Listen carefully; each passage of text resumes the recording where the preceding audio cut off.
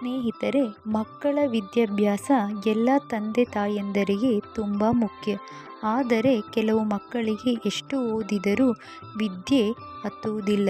ಮಕ್ಕಳು ಬಹಳ ಮೌನವಾಗಿರುವಂತಹದ್ದು, ಪುಸ್ತಕ ಹಿಡಿದುಕೊಂಡು ನಿದ್ದೆ ಮಾಡುವಂತಹದ್ದು, ವಿದ್ಯೆ ಮೇಲೆ ಗಮನ ಇಲ್ಲದೇ ಇರುವುದು, ಪರೀಕ್ಷಾ ಸಮಯದಲ್ಲಿ ಓದಿರುವುದು ನೆನಪಿಗೆ ಬರದೇ ಇರುವಂತಹದ್ದು.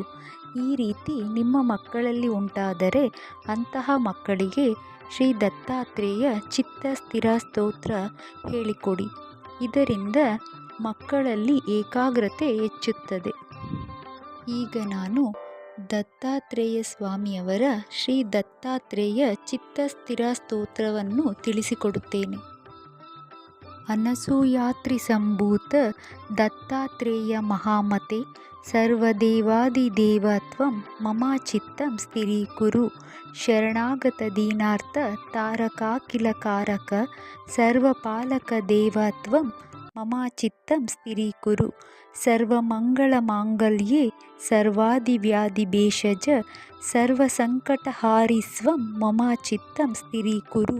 ಸ್ಮಾರ್ತೃಗಾಮಿ ಸ್ವಭಕ್ತಾನಾಂ ಕಾಮದೋ ರಿಪುನಾಶನಃ ಭುಕ್ತಿಮುಕ್ತಿಪ್ರದಃ ಸತ್ವಂ ಮಮ ಚಿತ್ತಂ ಸ್ಥಿರೀಕುರು.